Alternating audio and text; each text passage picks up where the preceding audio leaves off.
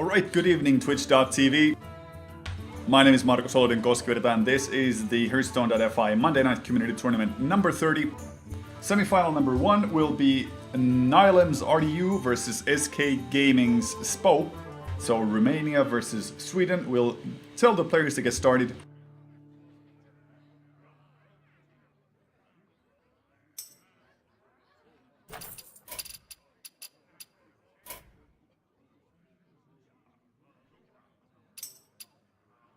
And once they get going, we'll get this match of the Giants started. Both players currently sitting in Legend in fairly high ranks. And both players very, very well known in the Hearthstone scene. Of course, you know Rdu from several tournaments in his Hearthstone history. I have personally met him once and he's a really nice guy to hang around with. Still quite young, but very, very skilled in the game. And SK Gaming Spo, I'm sure he's still making a name for himself to try and be more recognized, but still a very, very well-known tournament player on the online scene, if nothing else. Both players have brought a very solid lineup with differentiating classes when it comes to 2-picks. Both players, of course, have a warrior, more than sure that it is more than likely a patron warrior for both players. Spo might not be at his computer right now because it seems he hasn't started yet. Alright, there we go. It's always a good idea to try and complain a little bit. It usually makes things work easier. So, Spo has decided to go with Warlock. Is it a Handlock or a Zoolock? We'll have to wait and see.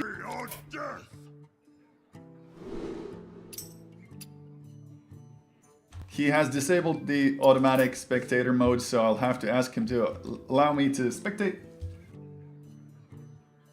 He's going with the Handlock play. Now, Handlock versus a Patron Warrior, this is a very, very interesting matchup. It's generally considered to be in favor of the Handlock, ever so slightly, so it's going to be tough. But I have seen Rdu do some pretty exciting plays today on his stream. He's one of the few players who has streamed the whole of the tournament and has done very well, despite the fact that in almost all of his games he has actually lost the first match. So despite losing one match, he has always climbed up, taking those 2 necessary wins to go forwards. The previous stages of the tournaments have been best of 3, so you could go through with just 2 wins, but now, of course, since we've already hit the semi-finals, the game format is best of 5 conquest. This means that you actually have to win with all 3 of your decks in order to make your way down to the final.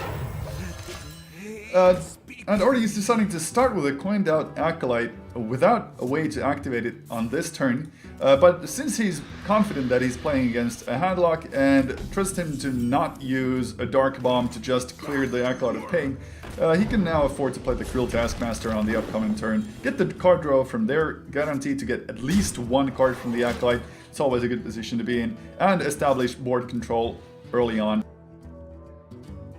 It's going to be interesting to see what Spo plays on 4. He does have the 4-mana Mountain Gen in his hand. Is there a Drake? I don't believe there is. So the only alternative would be Ancient Watcher into Owl or Sun Fury Protector maybe. But I think that the Mountain Gen would still be an okay play. He opts to go for the board clear at this early on stage.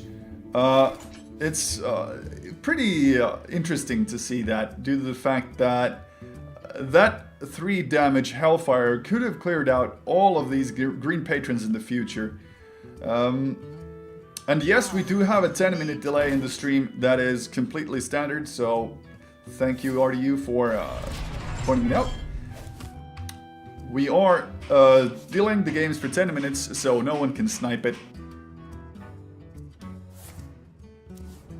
And still, Spo going for the tap play into the 4-mana Mountain Giant. I'm sorry, 3-mana Mountain Giant. That's the best possible mana cost you can have for it. And it's not really that big of a risk yet. You're only facing 1 Armor Smith, so even though it can enable execute on the 8/8, it's not something you'd be too worried about losing.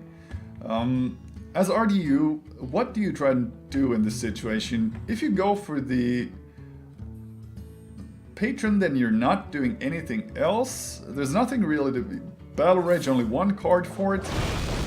Okay, so at Whirlwind to activate the Execute, and the Battle Rage is to draw more than one card. I completely understand this. That Whirlwind may seem like a bit of a wasted card at this stage, but I assure you it's not. It's just enabling another card draw, so it doesn't sort of...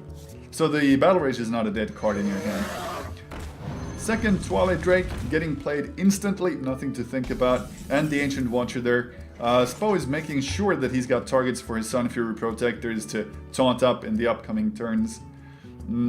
The Battle Rage, 2 mana for 2 cards, once again, not bad. He has Warsong Commander and the Grim Patron, but more can't hurt. If you're going for the Deathbite, then the free Dread Corsair is an option to play down.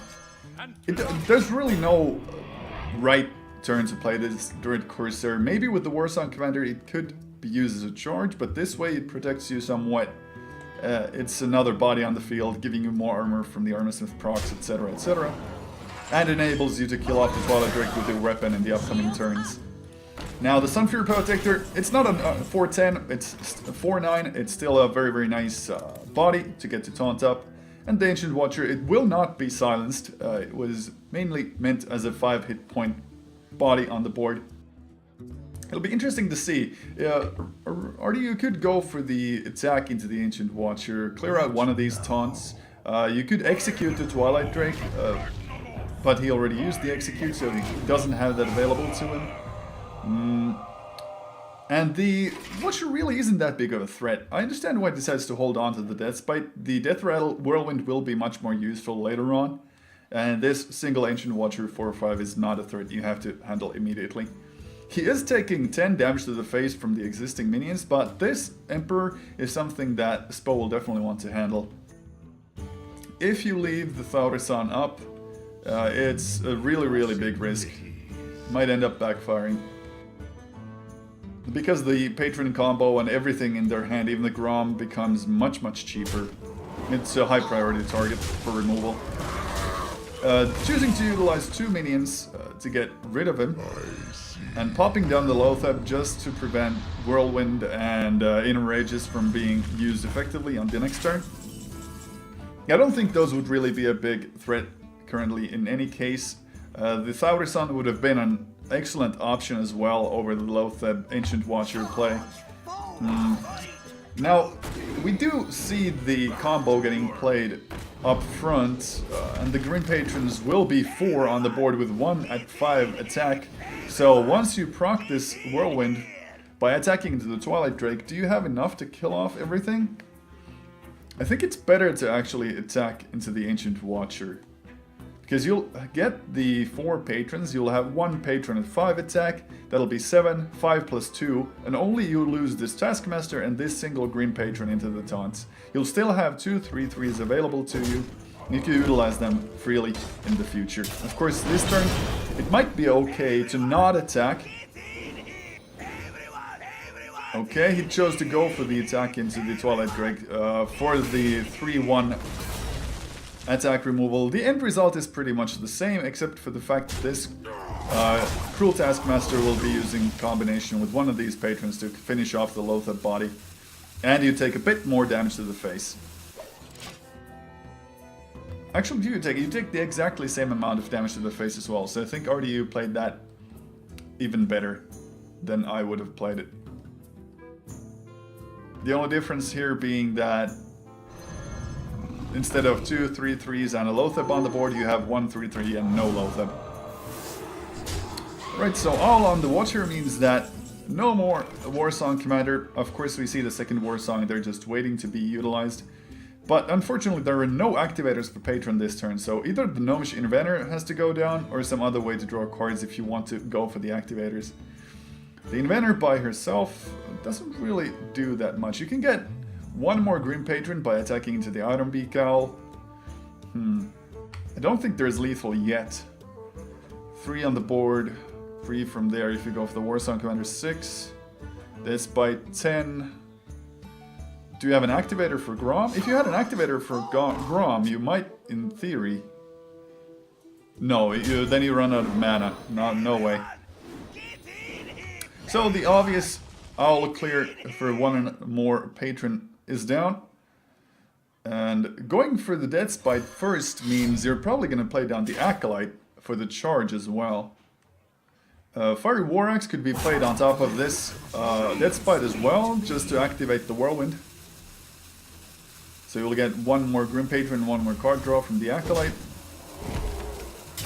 This means that you're actually free to kill off the Molten Giant and kill off the Ancient Watcher with the Acolyte.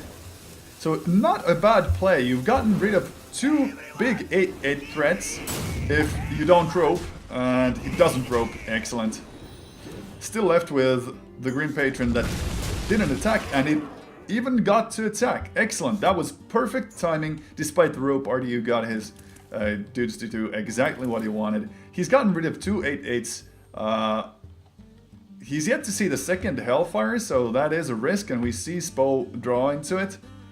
But that was just a 1 in 15, or in this case 1 in 16 chance to get it into his hand. This is pretty much an automatic play right now. This is the second Warsong Commander. Once the Hellfire destroys it, there's not a whole lot that the handlock, or sorry, the Patron Warrior can do to try and combo out. Now, if he gets in a rage with the Grom, the game is completely and immediately over. Oh, Slam works as well. Wow, nice. He had the activator for a Grom, so Grom to the face combined with the Fiery War Axe attack, and it is 1-0 in favor of the Green Patron player. RDU from Nihilum. Well played, indeed. We'll go to the second match.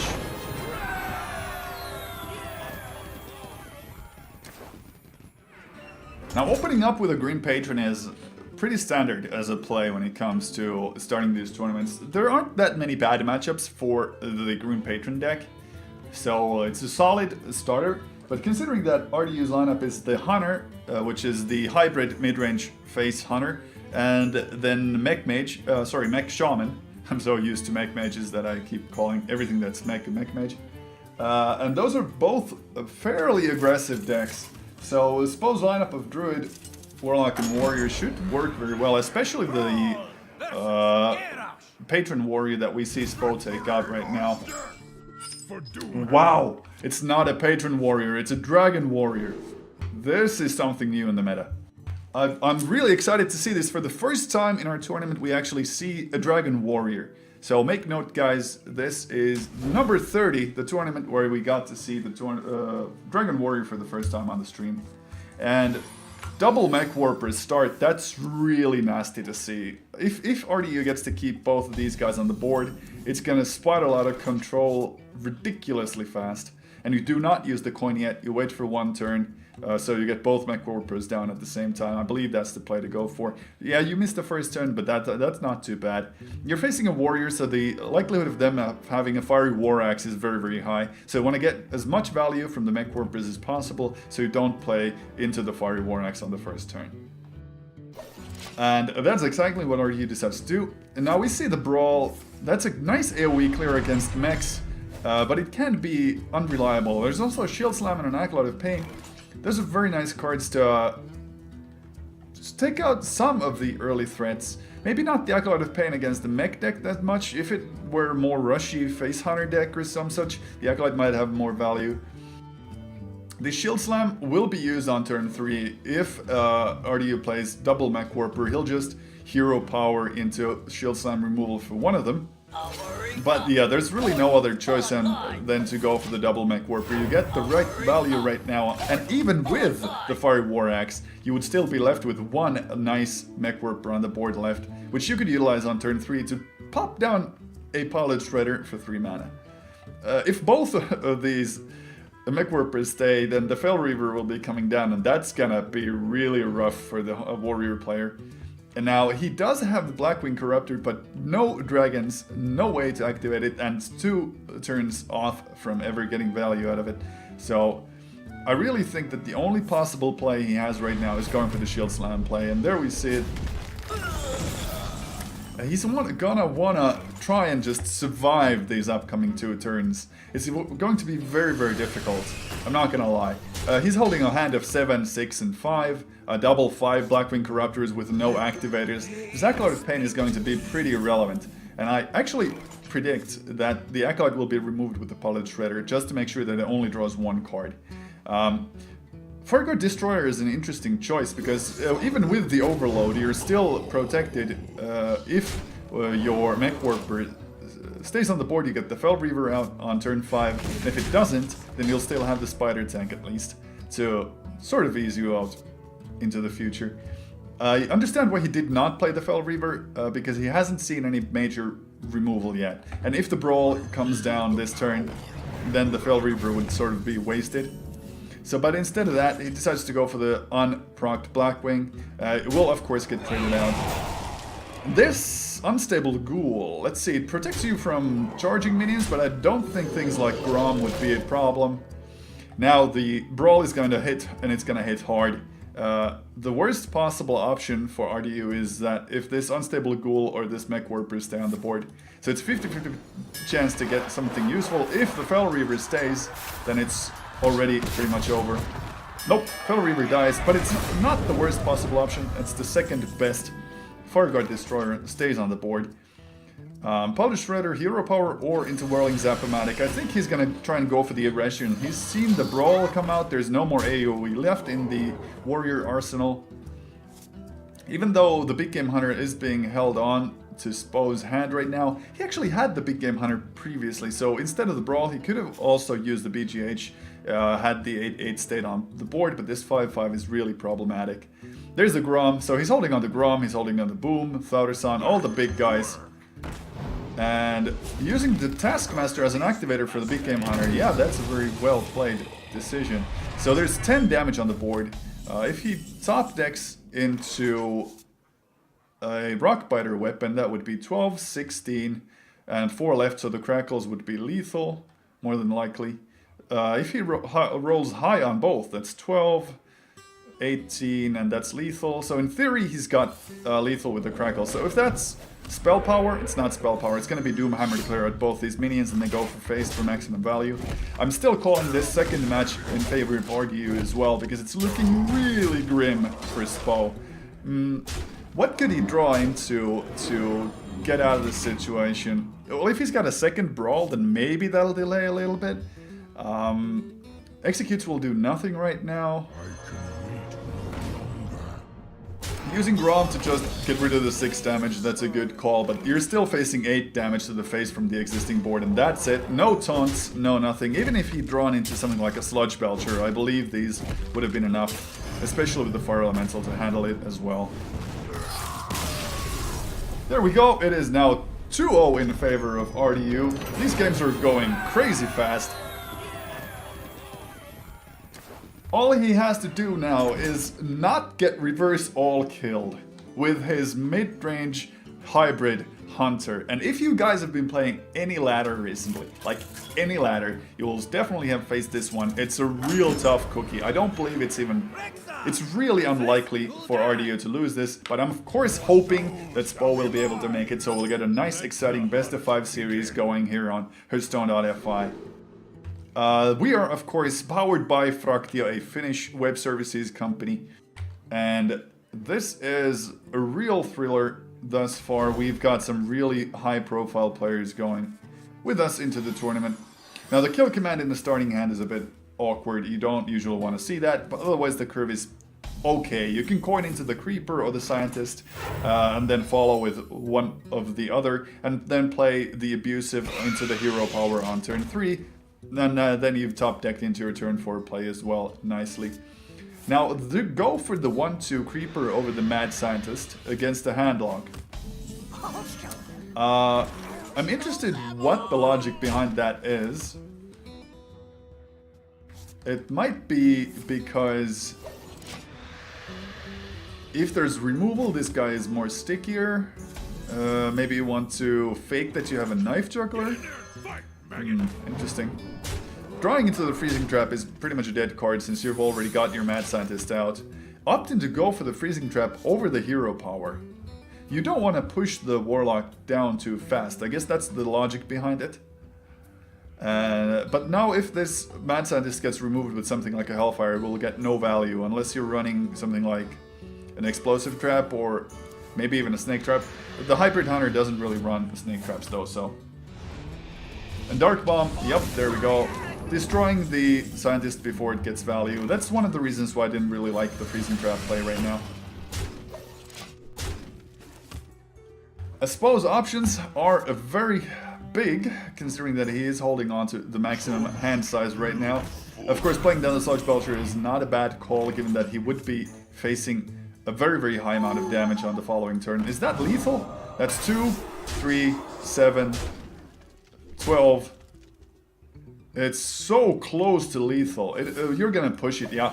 Rdu is just going all in right now. There's no way to reset it with something like a Jiraxis. He can't Hellfire anymore. Yes, he gets a free Molten Giant and taunts into it.